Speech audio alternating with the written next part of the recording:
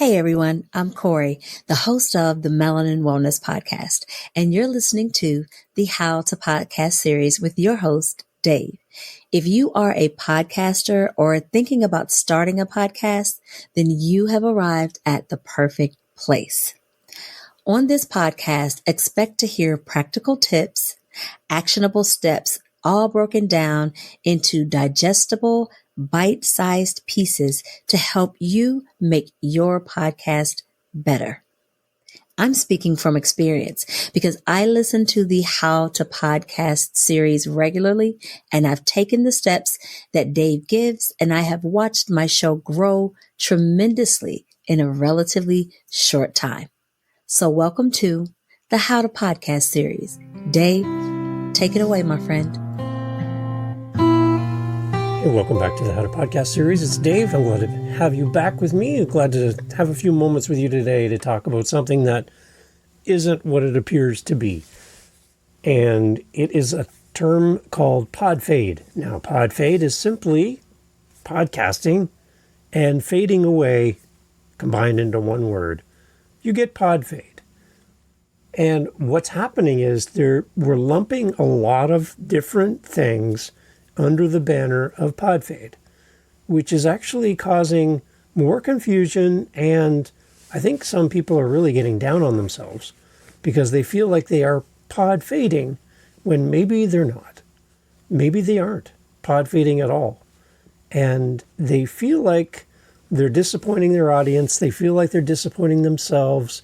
They're getting down on themselves and thinking, oh man, I can't make this thing work, so I must be pod fading. I want to dispel some of the things that are not pod fade. They're not actually elements of pod fading, and maybe a little bit about how the numbers around what people say is people pod fading are not actually true numbers. So I want to give you a little bit of hope here that you might not actually be pod fading at all. You might be unfairly put into a container with the big word Podfade on it, and you don't belong there. So let's talk a little bit about what Podfade isn't. Limited series, mini podcasts, and breaks. They might not actually be examples of Podfade after all. Let's get into this. Podfade is actually often misunderstood. In all the circles of podcasting and all the Facebook groups and all the conversation around podcasting, Podfade is a term thrown around quite frequently, and I don't think people really understand what Podfade isn't. These are elements of things that people mistake for Podfade, but they really aren't. They actually seem, for me, when I look at podcasting, these feel like they're outside of that label of Podfade.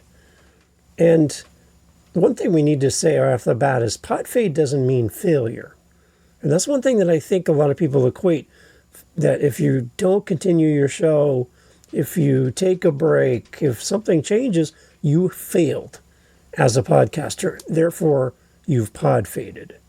And there's like this stigma around it that people don't brag about their pod fades. And I think a lot of people are getting confused about what is and what isn't a pod fade. And again, living under this assumption that they're failing if they don't keep up with the Joneses in podcasting. There's a lot of different scenarios that don't actually fit the term Podfade. Podfade specifically refers to a podcast that gradually or suddenly stops publishing new episodes without a planned conclusion or an official announcement that the podcast is now ended. I've kind of expanded on an explanation of what Podfade isn't. I hope this gives some clarity around Podfade and maybe releases a little bit of the stress you might be under, that maybe you didn't Podfade at all. So what Podfade isn't. Podfade is not a limited series or a podcast that has a planned ending. One of the most popular podcasts back in the day when podcasting was relatively young was Serial, not the kind you eat on Saturday morning when you watch the cartoons, but Serial as far as like murders and stuff. I've never listened to the show. I'm not really a true crime person because there's enough crime in the news. I don't need to actually listen to a podcast about it for me personally. I don't go there. So yeah, I don't really listen to that show. And technically, because that show is so old without new episodes, fits the definition, the broad definition of Podfade, because it's faded away. It's not recording new episodes on a consistent basis going forward every week, every 2 weeks, twice a week, 5 days a week. It's pod-faded by definition.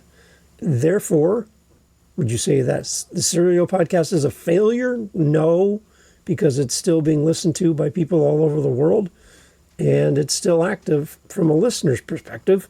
So technically, with no new episodes, it isn't pod-faded at all. It's just not producing new episodes. It's still an active podcast. It still has evergreen content, and people are still enjoying it. Therefore, it hasn't pod-faded. Podfade does not include podcasts that are designed as a limited series, such as a show with a set number of episodes. For example, they have a 10-part educational series framed as a podcast, delivered as a podcast, but it's only got 10 episodes. Maybe it's got 5 episodes. And in that, it's got a beginning, middle, and end, and therefore, when it reaches the end, it's over, and the podcast is complete, and we move on. Books have a beginning, middle, and end. They've got multiple chapters, but a book doesn't go on forever and ever and ever. It has an ending and conclusion. There might be series of books where there's one book leads into the next, but a book is a book. Otherwise, the author was never done finishing the book. A book has an ending. A movie has an ending. A song has an ending. A conversation has an ending. And podcasts have endings. And there's no shame in having a podcast that's a short run, 5, 10, 15 episode arc that has a beginning, middle, and end. That is not pod fading. That is a completed podcast. An audiobook is not a pod faded book. An audio fade, it would be pod fade, audio fade, in that the audiobook's over. And it's like, well, that sucks. Then I guess we'll never listen to that audiobook again. Audiobooks live in the world. They don't just continue forever. An audiobook is a standalone project. Multiple chapters. It's a good example of a podcast. An audiobook is very similar in that context. It has a beginning, middle, and end.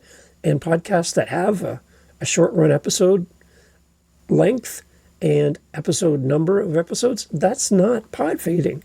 That's a completed thought, a completed podcast.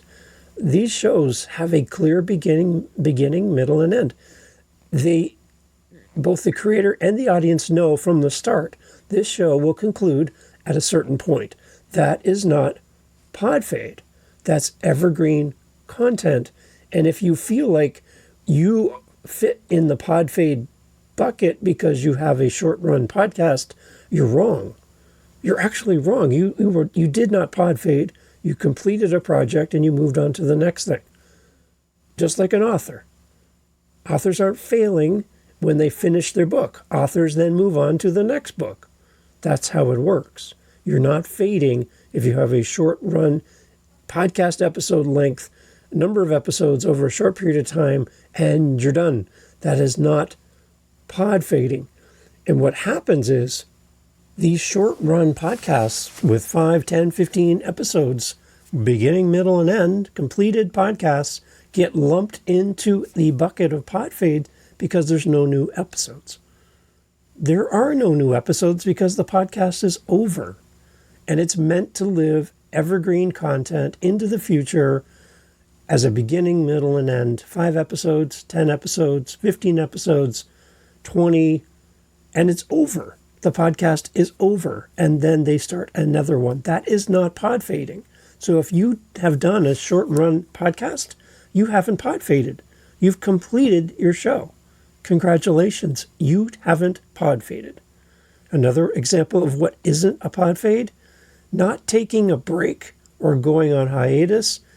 When you take a break and take a walk away from your show for a period of time, that is not pod fade.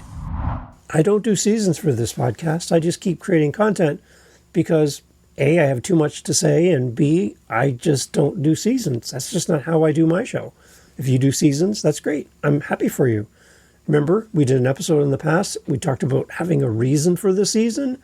You need a reason to do your podcast. And seasons, don't just do it because you think everyone else is, because everyone doing it is an absolute, and that's not true. Again, I don't do seasons, and I'm part of the everyone's, that podcast. So don't feel like you have to do seasons just because you think everyone is. You need a reason for your season. For me, taking a break from my podcast is not failure. It's called taking care of my mental health. It's called family changes. It's called a change at work. It's called holidays. It's called I need a nap.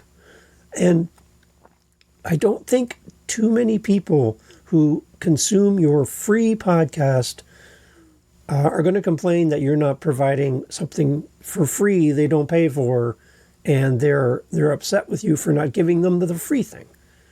Now, if they're paying you to do this and it's your job, that's a different thing. But for the majority, 80, 90% of podcasters, this isn't a job. This is our passion. This is our fun. This is our hobby. This is our side project.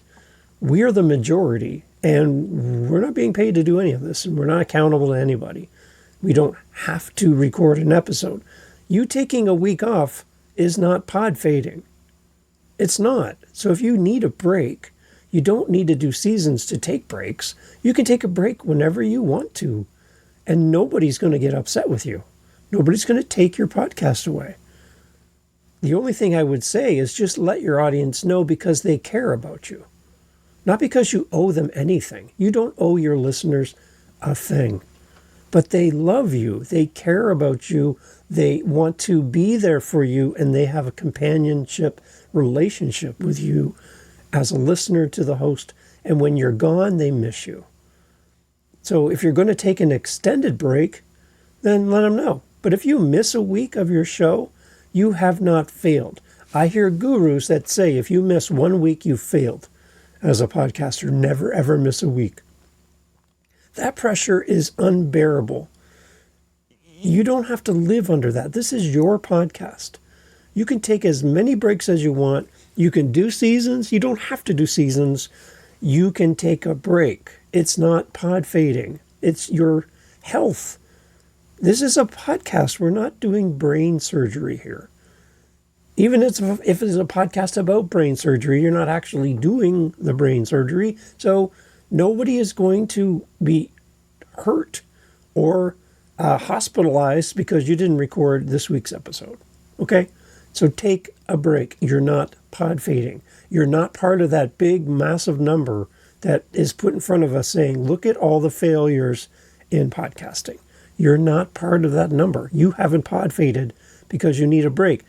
Structured breaks, whether they're announced as seasonal breaks or recharges due to your personal needs, are not considered pod fade. As long as the podcaster communicates with the intention and giving some timing about when I'm coming back to the best of your ability, because your audience loves you, it's not pod fading. Pod fading is also is not a pivot or a rebrand. If your show changes format, changes focus, changes how it does what it does on the podcast, and then takes a brief pause to relaunch, do new artwork, refocus, come back different, better than it was before, that is not pod fading. Those are just like slapping some paint on the wall of your house to make your room look a little nicer. That's all it is. The house is still the house. You just did some updates. You got some nice throw pillows, new carpet, some paint on the wall. You're done. That's what you're doing to your show. You're just giving it a little facelift, a little extra. So a pivot, a rebrand, that is not pod fading. It's not. You're just changing what you do. And you can do this as often as you want. Not everybody does it. Just keep that in mind. So don't believe that when you hear somebody say that everybody rebrands their show. No. This show has never been rebranded. It's the same from day one as it is today. And I'm up to 483 episodes plus all the other unnumbered episodes. Way over 500 episodes here on the show. Never rebranded. Still the same all the way through. That's how I do my show. I like what it sounds like. I like how it's working. And I like that you're here. So I'm not going to change anything. So not everybody does this. Not everybody pivots or rebrands their show. But if you do, that is not Podfade. The evolution of a podcast is part of your creative growth as a podcaster. And if done openly and intentionally, it's not seen as podfading. Podfade is not failure. In general terms, podfade is not failure. Podfade isn't a catch-all term for all types of podcast endings or unsuccessful shows. Many podcasts end intentionally. They're retired with a farewell episode or simply meant to be a short-term project, a short-term podcast, and a finish line is in sight for that podcast. All of this does not fit under the banner of a podfaded show. So if you feel like that's you haven't podfaded. You didn't. Your show came to a natural conclusion and you ended it. It's done. It's time to go move on to a new project. What else interests you? Go create a new show. You don't have to run 9 shows at a time like I'm doing, but you could have 9 different shows, all with 5-10 episodes, and you chase your fancy, whatever you like. It could be one show could be about business and accounting. The next show could be about raising cows on your farm. And the next one could be about children, raising your kids. The next one would be about investing in your future financially. You could do all these different shows unrelated to each other. The only common thing is you. And when people find a podcaster they love, they tend to follow you into the other areas of your life that you want to talk about. You don't have to run these all simultaneously, all at the same time, all of these different shows like I'm doing. You can do a show, end the show, start a new show, and chase that one. You can do this as many times as you want. There's no rules. If you want to have multiple shows under one paid plan, my suggestion is Captivate.fm. That's where I am for many of my shows. You can have multiple shows under one paid plan every month. It's really great. And they're really great people over at Captivate. So if you're interested in doing multiple shows about different topics and you want those podcasts when they come to completion to stay and be active, try something like Captivate.fm. It's a really great group over there, and I'll put a link in my show notes for you to go check them out. That's where I host a lot of my shows. So you can chase podcasts and make as many shows as you want. It's not podfading to start, continue, and then end a show. You have not podfaded. And when you scale down your show, that also does not mean you're podfading. When you reduce the frequency, like how many podcast episodes you do a month, from like weekly to twice a month to once a month, for example, you're not podfading. You're not. You don't fit the definition of podfade by simply reducing the amount of output you do. You went from a daily show to a weekly show. Did you podfade? No. You went from 1 episode a month to 1 every 2 months. You went from 12 episodes a year to 6. Is that podfading? No. You're still podcasting, right? It's the frequency is not an indication of podfading. It's not. When you slow down your show, that can be a part of your conscious change in the production, and it does not match with Podfade's disappearance without closure moniker. That's what Podfade is. Disappearance without closure. There's no ending. There's no completeness. There's nothing to it. You just go away. And when podcasters leave their show and fade away, your audience also will fade away. They'll move on to something else and replace you with someone else and maybe even forget about you. There's the harm in podfading, when it's a disappearance without closure. That's the key point in podfading. So if you haven't disappeared and you haven't closed your show with a logical ending, you don't fit the moniker of podfading. And you're not grouped in to a large number that's shared online of people who have failed as podcasters because they've disappeared without closure. if you have fallen into any of the things we've talked about today, you haven't podfaded. So you're not failing. You're just in a spot in your life and in your career and in your podcast where you just need to take care of you and take care of what's going on around you. Remember, people love you. People come to your show because they love you. And the more you show up, the better for them and for you, because you'll improve. But when you need a break, when your podcast comes to a logical conclusion, you've talked about the subject all the way through to the end, just like a book has a beginning, middle, and end. Your podcast can have a beginning, middle, and end, and you have not podfaded. You've completed your job, you completed your podcast, and you can move on to new things. You're not a failure in podcasting. Podfade is not something that affects everybody, but people who disappear without closure are the people who podfade. If you want to avoid disappearing on your audience without closure and you need some help, reach out to me at howtopodcast.ca. Let's have a conversation. Calendar's always there for you. SpeakPipe's always there for you. Anytime. I'd love to have a conversation with you about your show, whether it is time to close the show and move on to something else, or maybe we can re-spark your love for the show that you had when you first started. It comes in conversation. Don't try to do this on your own. Reach out to somebody who really does care about you. I care about you, and I'd love to help you with your show at howtopodcast.ca. It's always free, always ready for you, and I'd love to hear from you. Thanks for hitting play. You haven't podfaded. You haven't podfaded, okay? You haven't failed. You're still doing it. Keep going. Keep doing what you're doing. Keep sharing your voice. If you need help, anytime, reach out. I'd love to talk to you. Hey, thanks for being here. Thank you for listening to the end of the podcast. You're here with me. I'm so grateful. I want to put something in front of you. For the person that's listened this far, you're my new best friend. So what I'm trying to do every month is I have a goal, and you can help me with this goal. Very simple. What I'm trying to do is have 5 conversations this month with listeners of the How to Podcast series. You don't have to have a podcast to respond.